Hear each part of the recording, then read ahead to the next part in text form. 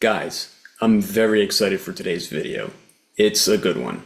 This is a guest I've been excited to have on the show for quite some time. This guest, although he has successfully overcome insomnia, he was not a client of mine. His story, however, is really quite remarkable for two reasons. One, he's a medical doctor, and two, he struggled with insomnia for 40 years.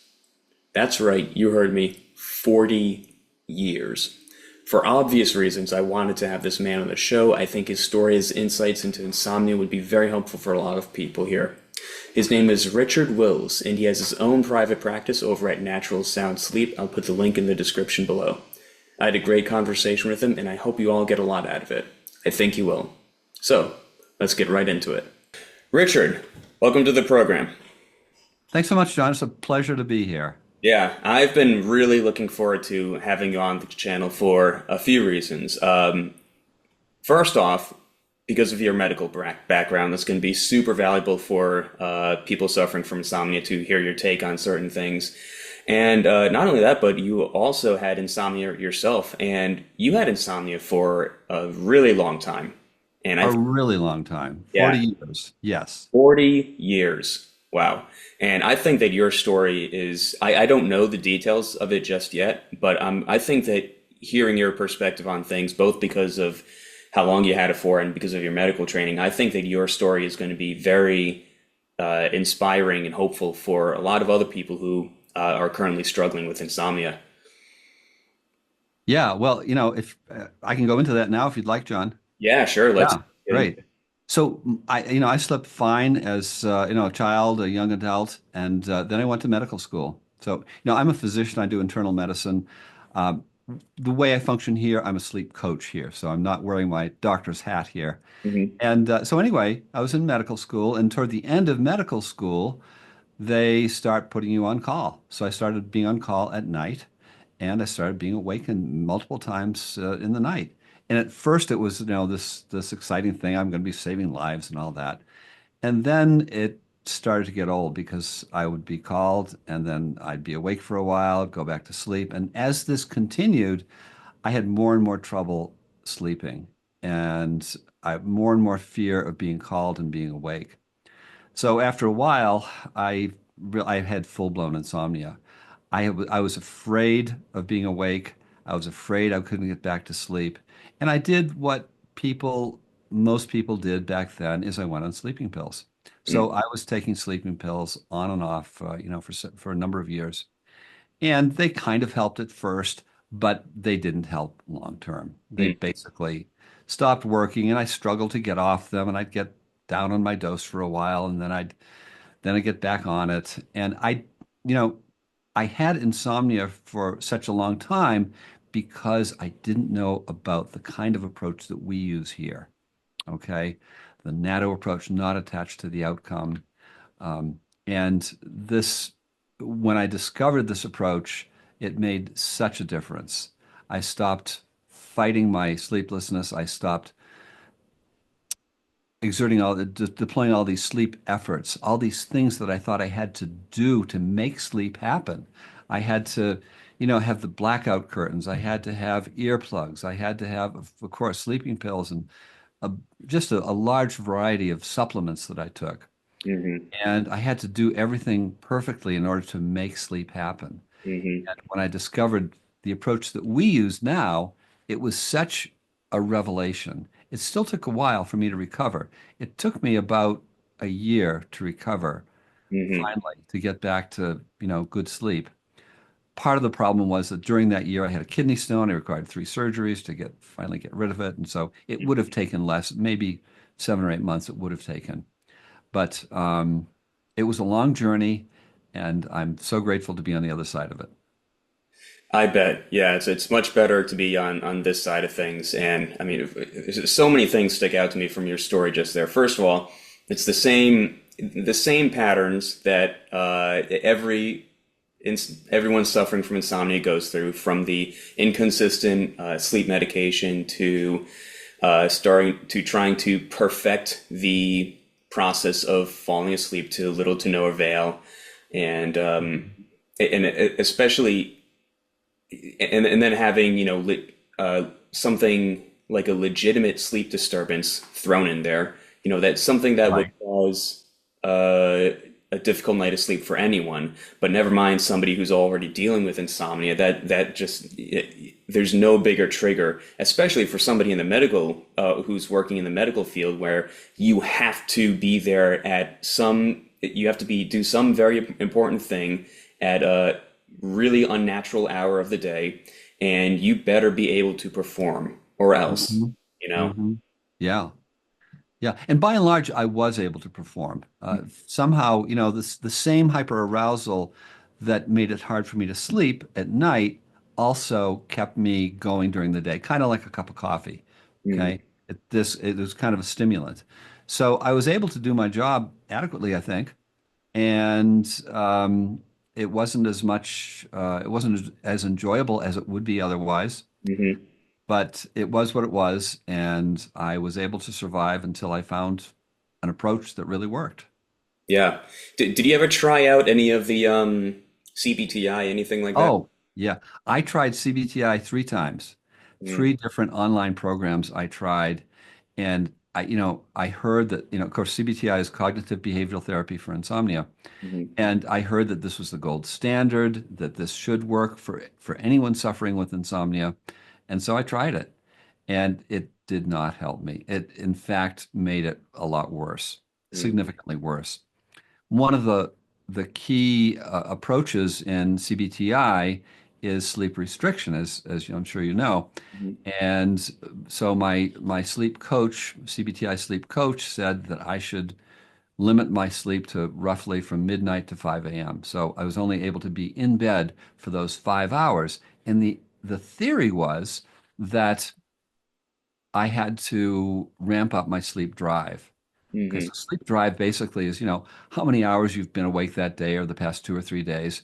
And that's going to lead to sleepiness and sleep, all other things being equal. So the idea in CBTI is that we want to ramp up sleep drive, but the problem is that um, people with insomnia largely haven't plenty of sleep drive. With insomnia, we don't sleep enough, and so we have plenty of sleep drive. We've been Mm-hmm. awake for a long time. Mm-hmm. The problem is the other part of it, the hyperarousal.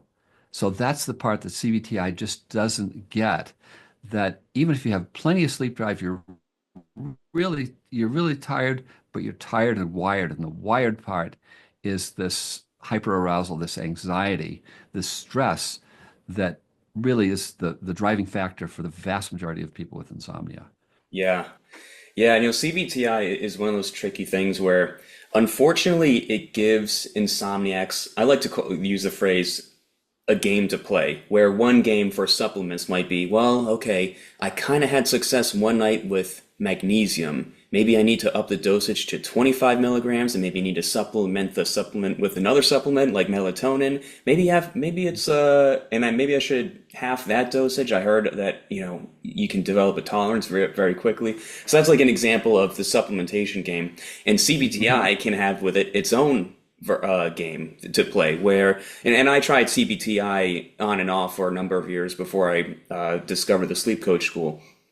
And the game that I played was the number of hours that I would have in bed. And full disclosure for anyone watching this, when I restarted the sleep restriction protocol, I would see some success after a few days, but it never lasted because that became its own game to play where I was afraid of spending too much time in bed because I learned that, if you spend anywhere above 7 hours in bed, then that means that's it. You've destroyed your sleep drive for the night. And it's also, to your point, very confusing that, it's like, I'm pretty sure I have more than enough sleep drive. I should be able to sleep. I mean, I've gone like a week without a good night's of sleep. How many weeks Yeah, to go without, just to get one night of sleep? And then what? Does that whole cycle have to restart? Do I need to suffer for a month before I get one good night of sleep? yeah, yeah. So I'm glad that it does help some people out, but I don't think at the same time it's not really addressing the root cause of the problem, Right, which is the right. yeah. Right. And I really like the metaphor of the gas and brake. Okay, so the gas part of sleep is the sleep drive. The more you've been awake that day or the past couple days is your sleep drive, your sleepiness. And the other part is the brake. And the more brake you have, which is the anxiety, the hyperarousal, the stress, the more brake you have, the more that's going to stop you from sleeping. That's a sleep stopping force. Hmm. So our approach is that the main problem with insomnia is that there's too much break, there's too much hyperarousal, and that's what the problem is, and that's what the traditional approach to insomnia just doesn't seem to get. Right. Yeah. Yeah, Um, One thing that I really wanted to talk to you about, and this is a big reason why I wanted to have you on the show, is to get it straight from a medical expert's mouth. A big concern that insomniacs have is any concerns related to health and longevity. yeah, I know that this is something that our good friend Daniel Erickson talked about quite a bit. I'm sure he's brought up in a number of his videos, but I'd love to get your take on the meta-analysis done by I believe his name, Dr. Lovato, Lovato, right, uh, right. compared all the medical data and how sleepiness or lack of sleep rather affected just those concerns that I just brought up. Yeah, sure. So a lot of people with insomnia are worried because of the things they hear on the media and the news and so forth about how dangerous it is if you don't sleep enough. Hmm. Okay, there's all kinds of scare stories about out there. You're going to get heart disease, you're going to get diabetes, you're going to get dementia, you're going to die early. And there was this wonderful study that was done, I think it was in 2019, where they combined 17 different studies into what they call a meta-analysis. So all these studies of sleep and health, they combined together. And they actually had 37 million people, subjects in this study. And what they did was they compared the people who were normal sleepers and the people who had insomnia or short sleep. Okay. And what they found after an average of 11 years following these people, there was no difference in death rate, no difference in mortality. And this was really a revolutionary finding. And Hmm. I'm kind of perplexed that it's not more widely discussed in the mainstream world of, insomnia gurus. But I mean, I think we still have to have an open mind. If there are other studies that show there's, some problem with health, we have to be open to that. I was very surprised myself because I thought that, oh, surely, there are going to be a lot of negative health consequences. But, the numbers don't lie. And with this number of people, if there were significant differences in the health outcomes of these people, there'd be a higher mortality rate, and we'd see it in the numbers here. Yeah, given how important we've been led to believe that sleep is, and of course sleep is important, but you would think that if there's any if there's any significant impact, it should be clear cut, broad as day in the statistical data. Yeah, It should be yeah, really quite obvious. And I'm so glad that we have that meta-analysis because I'm in the camp that I don't think my insomnia would have started if I wasn't so aware of the importance of sleep and how much and how crucial I really needed sleep to happen because mm, before my insomnia really started, I would have the occasional sleep disturbance only before a night before an exam where I told myself, hey, I keep hearing how crucial sleep is to be able to perform. And I have this really important exam tomorrow. If I don't do well, I'm not gonna pass my class. So I better make sleep happen. It should mhm, happen, please, I hope. And mhm, wouldn't you know it, yeah, Now, granted, those were just one-off occurrences and I was able to get over them pretty quickly. But uh-huh, when my insomnia really took root is when just to share my own background story, it was on the night before I started my career as a professional software developer, and I really put a lot of stress and pressure on myself to be able to perform well, and I knew for a fact, allegedly, that that wouldn't happen unless I had a perfectly adequate at least 7 hours of sleep minimum. And wouldn't you know that triggered a 7 year period of insomnia for me. Oh, Yeah. yeah. So I'm really glad to hear you talk about that meta-analysis. I think that'd be very reassuring for a lot of people who are watching this who have those exact concerns about X scary medical concern. Mhm. And a lot of I know that we've had some talks in beforehand, but I'm not sure if I've told you that the demographic that I've chosen to work with specifically are athletes. Mhm. I've gone back Mhm. and forth between artists and then athletes, but the reason why I pivoted to athletes in general is because regardless of the sport that people are participating in, whether they're trying to judo slam somebody to the ground or if they're trying to put a ball in the hoop, the concerns that these people have are ultimately the same. Will I be able to perform as well as I'd like Mhm. on an athletic basis? So I'm wondering, as a medical doctor, do you have what's your take on being able to perform athletically while struggling with insomnia? Yeah, well, I think, overall one is going to perform better with better sleep, but people tend to catastrophize and think that they're just not going to perform at all. There are really some interesting anecdotal stories. There's a study of surgeons, I think it was in Canada somewhere, Mhm. and they compared their performance in surgery when they had to do surgery first thing in the morning, either if they were well slept or if they'd been up all night, dealing with emergencies. And they found there was no difference in the surgery. Okay. Now, you're probably better placed to know what the numbers are and the situation is with athletics, but I've certainly heard stories of athletes who didn't sleep the night before a big Olympic performance and still did beautifully, had excellent performance. I'd be curious kind of on your take on that. What have you learned about that, John? Yeah, there is one study that Daniel discussed on his channel not too long ago that looked at again another meta-analysis of studies done specifically for, I think it was on various aspects of athletics-based competitions, but maybe more so focusing on running. It was an article that one runner who often struggled with sleep disturbance before a big event, who approached his coach and said, I'm really worried I'm going to be able to perform today because I didn't sleep a wink last night. And his coach told him the same thing, told him that he suffered the same thing when he was a competitor. Like, I didn't get much sleep either. And turns out it didn't really affect me that much. And then, sure enough, the person writing the article, this competitive runner, did very well on that day as well. But he was wondering if maybe him and his coach were freak of nature outliers who were able to perform despite not getting the sleep that they wanted. So that's what led him to do his own investigation, and then he found a number of studies that came up that suggested that sleep, yes, is a factor, but it's not the idea that it's going to be the make or break variable in whether or not you Mhm. succeed. That's just not true.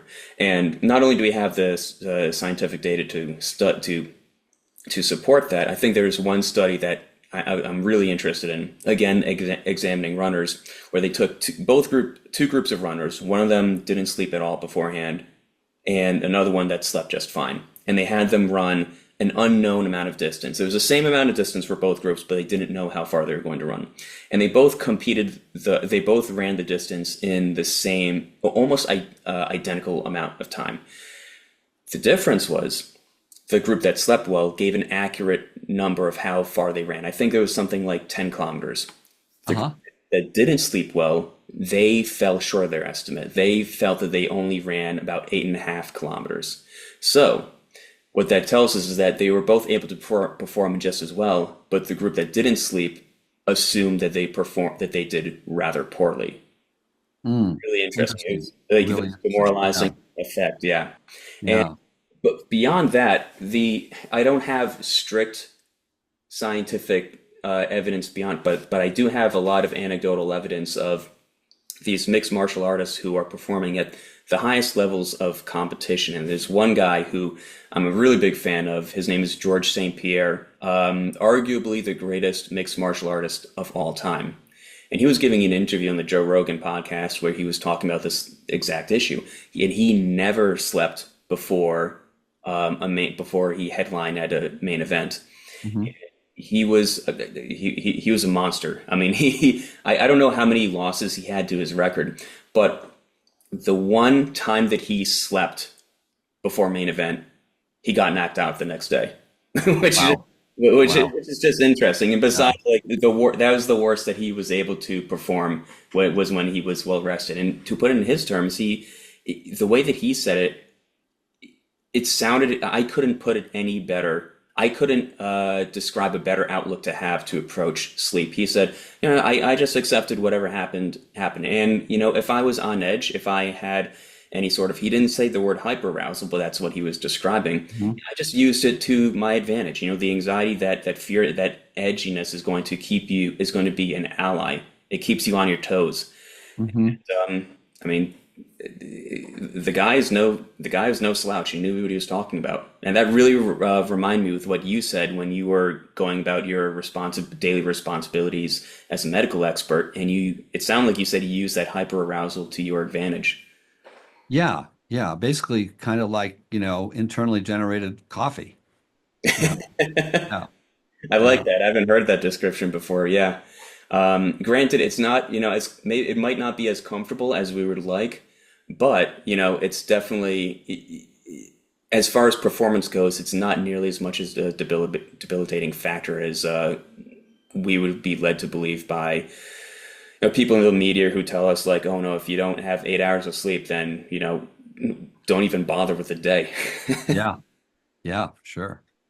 The other point I wanted to raise about athletics is just the role of exercise.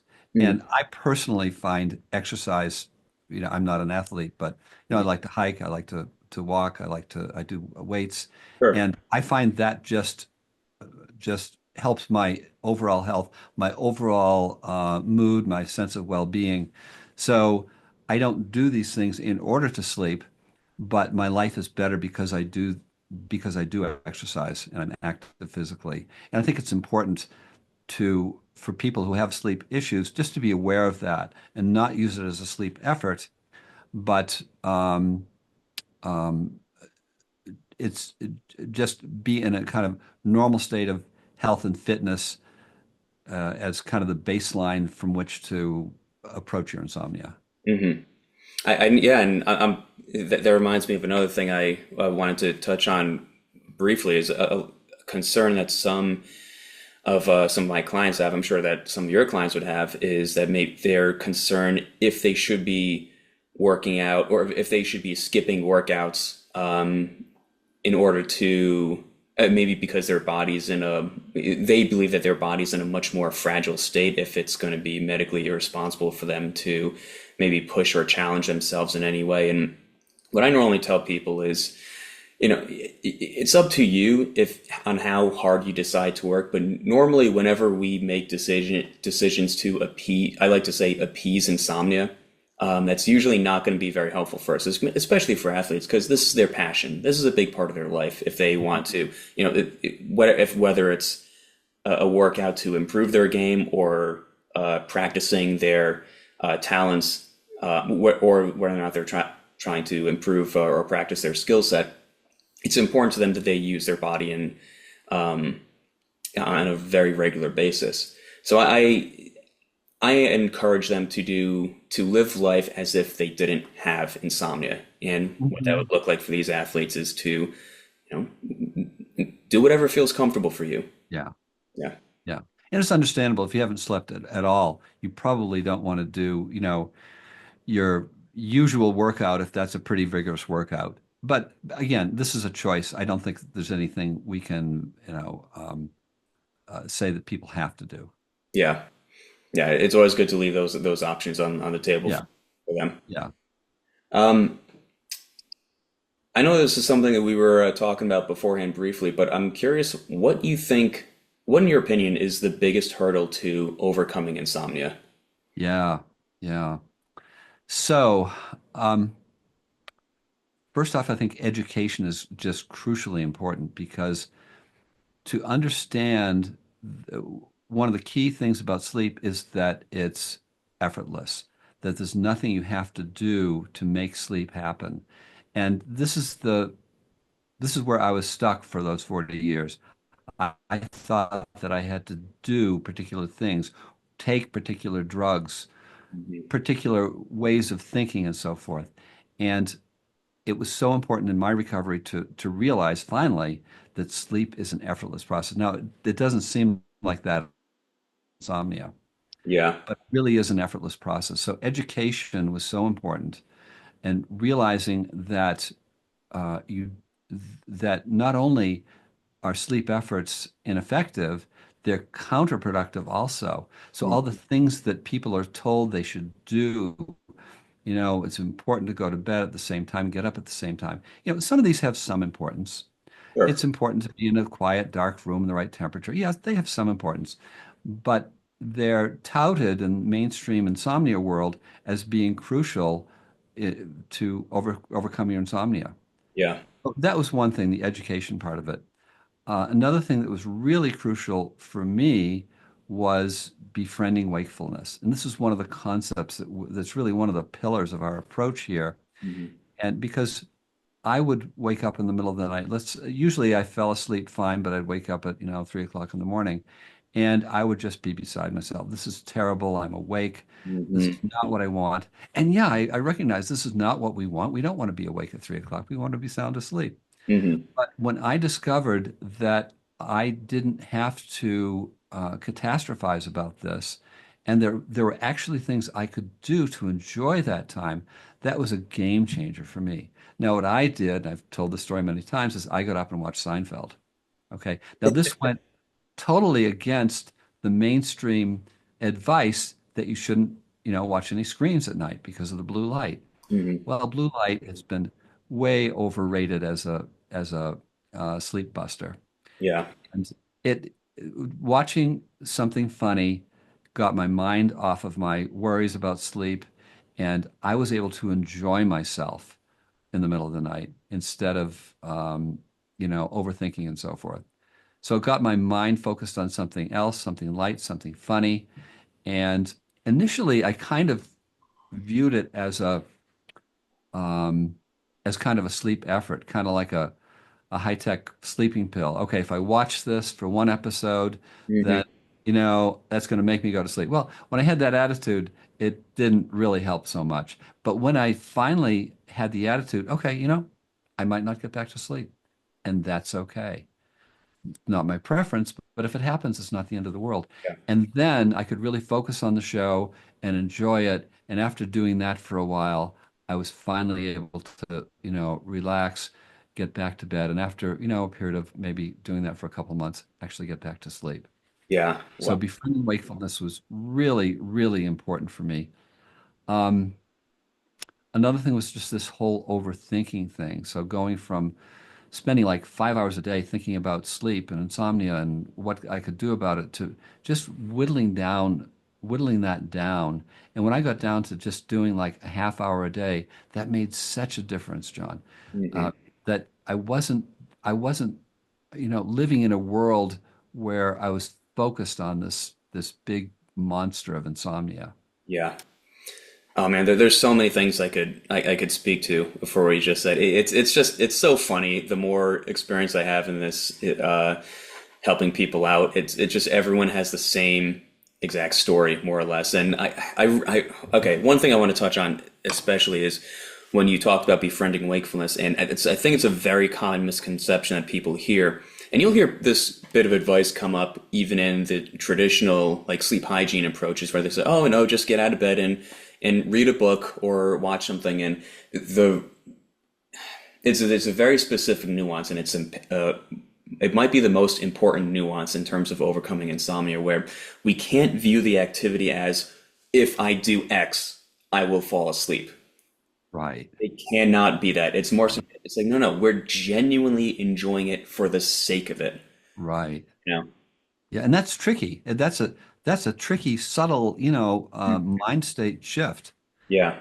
And I think just by having a little experience and just kind of playing with it, it's possible to get into that mindset that no, I'm just doing it, being in the moment, enjoying myself now. And that was I can remember when that started to happen. Hmm. Uh, it's 3 o'clock in the morning, and I'm okay right now. Yeah. Yeah, Yeah. Maybe you you're know, not asleep, but it's way better than, living a night of fear and yeah, turning. Yeah. yeah. And one of the things, John, about befriending wakefulness that I always tell our clients is that um, it's not like you're loving being awake at 3 o'clock in the morning. Hmm. It's like um, initially it's just like making it a little less intolerable. Okay, I still don't like it. Damn, I still really hate it, but Yeah. it's a little more okay. Yeah. And just over time, becoming more friendly with the idea of being awake. And Yeah. it's only by being friendly with it that we're finally able to get back to sleep and not be awake Yes. so Yeah. much. I Yeah. tell people that befriending wakefulness doesn't have to feel like you're at Six Flags. Right. You don't have to have the time of your life, and it's Right. because you probably won't be. If you are, if you're ecstatic, great, nothing wrong with that. But Mhm. also, don't beat yourself up just because you're not having the absolute time of your life. No. That's not the Right. intention. If you're a little uncomfortable, that's okay. As long as we're just Right. taking steps closer and closer towards a more enjoyable experience. That's what we're really looking for. And I really want to get your take on this. When I started to befriend wakefulness, on the nights that I didn't sleep, so the worst case scenario happens, the worst case according to Insomnia, 'cause I went a sleepless night. I didn't feel nearly as bad. The hangover wasn't as awful because it was a more pleasant night where I wasn't fighting. Did you have that same experience as well? Yes. Yes. I mean, fighting just makes it much worse. Yeah. And one little shift that I discovered at a certain point that I really like is going from, oh no, I'm awake to, oh well, it happens. And I just really love that. I actually got that from Beth Kendall, who's another insomnia coach I've worked Hmm. with. And I just really like that shift of going from catastrophizing to acceptance. Hmm. Yeah. Yeah. That's a really like that's I really like that phrase. Oh no to oh well. And it's so true. Yeah. Yeah. And it applies to so many things beyond just insomnia. Anything that you're worried about that's not, an objective deadly threat, you can do that with. Yeah. Yeah, Yeah. I've yet to really explore 'cause I'm relatively new to the NATO approach, but I see how powerful it is, and I'm really looking forward to reading Daniel's material where he provides the framework to a more generic way to approaching Mhm. any sort of mental or psychological problems. Because I saw just how powerful it was for insomnia. Like so many things didn't work, even CBTI didn't work, but Yeah. man, the NATO approach really just, I mean, it just killed the insomnia Yeah. for good. Yeah. And for those in the audience who don't know, NATO is not attached to the outcome, which is Daniel's Daniel's in charge of the founder of the Sleep Coach School. Mhm. And so this is basically the approach of not catastrophizing and being accepting of whatever happens, Mhm. not attached to the outcome. Yeah. Yeah. And to go back to the sleep efforts as well, it's there's such an inherent responsibility that I think people have to shoulder where, the bigger the problem is in your life, the more that people, especially type A driven, motivated people, the more effort they believe that they have to throw at it. And that works for almost every other aspect of life. If you want to Hmm. start a business, well, you better be motivated and driven and put on all this effort. If you want to be a world-class athlete, well, then get ready to put in a lot of work. And usually that's the answer. 99% of the times, Yeah. that's the way to do it. But insomnia Yeah. and sleep, that might be the one thing that not only doesn't work, but makes it worse. Yeah. yeah, all these things, all these goals we have in life, from work to health to finding a mate to having children, to leisure activity and so forth. Mhm. If we're not reaching our goals, we just try harder. We think about it more. We work hard, and we Yeah. get where we want to go. With sleep, it doesn't work that way. Yeah. But I remember there were some nights where I would get up after a long fruitless night and I would tell myself it felt like by far the most amount of work I put in the past 24 hours was in the bed. Hmm. Yeah. Yeah, It's yeah, just awful. And just doing all those, 2 o'clock in the morning psychological mind or shivering, and it's just impossible to get comfortable and stuff. And it's so backwards. It's like the exact opposite of what you should be doing. exactly. Yeah. Yeah, and it's understandable that it's hard for people to Mm. to get this. Yeah. It's hard to let go when you're feeling so upset about what's happening with your sleep, and so Yeah. it's understandable that people try harder. Yeah. Yeah. It's the most intuitive thing to do. Just I have a problem, and it's a big problem. Better put in a lot of effort into it. No, Uh, no. One thing that I know that you were really excited to talk on was and I can't wait to hear what you have to say about this, is, it's really common for people suffering from insomnia. I went through this as well, was when they did what they were supposed to do in their sleep efforts to, I cannot figure this problem out. I better go to a doctor. Hmm. It's the highest possible source. And I went to two general practitioners and a sleep doctor. So Hmm. these were the highest possible authorities that were available to me. And I can't remember Yeah. how those appointments went, besides like I would have the occasional prescription thrown at me. I would have the occasional um, uh, some sleep tracker that they put on me that Hmm. monitored my sleep throughout the night. I don't remember the discussions afterwards, but the only thing I remember is feeling hopeless and defeated. And I know that's the case for so many people going through insomnia. They go to the doctor and they leave empty-handed.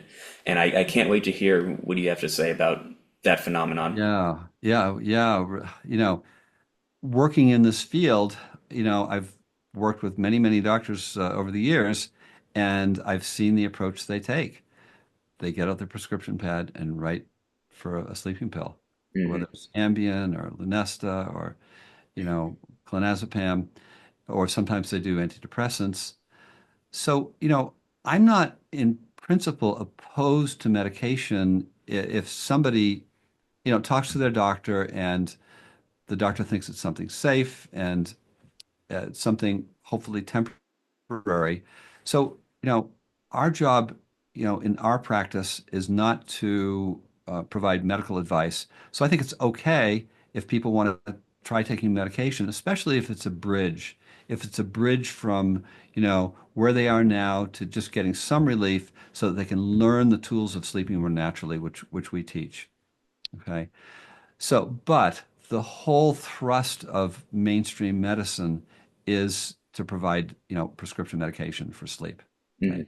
Now, the other part of it is the CBTI that we already talked about, cognitive behavioral therapy for insomnia. And this is what most doctors recommend, especially if they refer someone, they may refer them to, a practitioner who does this, or to a book or an online program. And so between medication and CBTI, this is what most doctors have to offer. Hmm. And, most doctors just don't understand where insomnia truly comes from. They don't understand the role of hyperarousal. They don't understand how counterproductive it is to have all these sleep efforts. Yeah. Okay. And they talk about sleep hygiene. And as you know, we touched on that earlier.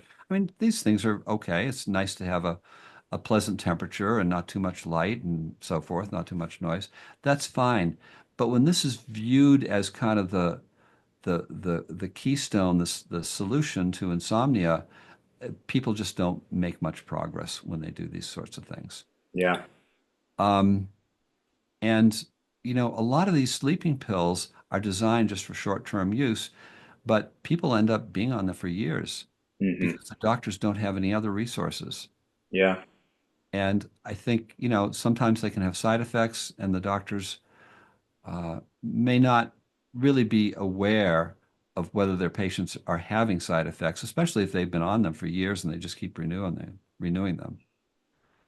Um, so, uh, uh, seeing your doctor for insomnia, there probably are some good ones out there, but by and large, people don't get very good advice. Do you think at some point, or how long do you think it'll take until that changes for the better? Hmm. I think we really need to have some studies that show that our approach is effective. Okay. I think we have, our own personal experience from our coaching and our training and so forth. But um, it's very expensive to have studies, and usually the money for studies comes from universities, from government, from drug companies, and so forth. And it's very expensive to mount a big study comparing different approaches to insomnia. I hope that'll happen sometime. But I can't imagine that doctors are going to really change their tune until there's some studies out there.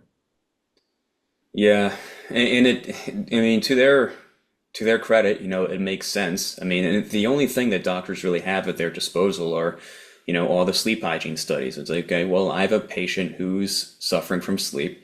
Well, okay, I mean, these studies say that, yeah, you should have a temperature of 72 degrees and no blue light filter. Okay, I mean that, and it makes, logical, intuitive sense to suggest that to a patient. And I'm curious, is that when you were, I mean, I imagine that you had patients come to you as a medical doctor who were also suffering from Oh, insomnia, sure. Oh, and sure. the Yeah. same thing. Yeah. When I was in the thick of my insomnia during those 40 years, um, yeah, I had patients with insomnia, and I felt kind of bad because I didn't really have answers myself. Hmm. But so I just kind of defaulted to the mainstream approach, and I tried to limit sleeping pills. Um, I had handouts that were basically kind of the mainstream approach of sleep hygiene and so forth. Hmm. Um, Sometimes I'd refer them to a psychologist, Yeah, but I didn't have very good solutions back then. yeah, because there just weren't any. Right, right, yeah. I just did the mainstream thing. And personally, I felt that, as an insomniac, my brain was broken. And I kind of viewed my patients who had that in the same light. Yeah, And um, I was kind of hopeful that there'd be a medication that would come along someday that would continue to be effective and not have any side effects. But I'm not aware of any medication really like that. yeah. And I'm so, and on one hand, I'm very sorry to hear that you carried that burden of the belief that your brain or mind was broken in some way, shape, or form. But on the other hand, I love hearing it now that you're on the other side of it, because that was a Mhm. belief that not only you had, but I had, and it's Yeah, so reassuring that for anyone else who's suffering from insomnia right now to hear it's like, hey, no, it's a very common mindset to have, and mhm. that's not gonna prevent you from getting back to the sleep that you want. Right, right, exactly. It's just a symptom of insomnia. It's not the cause. Hmm. Yeah, Yeah. yeah, Yeah. yeah. And as far as the sleep hygiene stuff goes, I also wanted to touch on that, it's not that we don't believe that, that there's anything, it's not that we think that sleep hygiene is necessarily causing the insomnia. Like, to your point, I'm sure that there are some biochemical advantages to, having the ideal temperature and having, a dark environment. And so, of course, all that stuff is a factor. But to engage in those sort of behaviors as the means to overcoming your insomnia, what I say is that there's way too much psychological tax involved if you're using it because you need to use it to overcome insomnia. Right, right, yeah. I mean, when I was younger and before my insomnia, I was able to sleep in an airport a couple of nights. No? Right?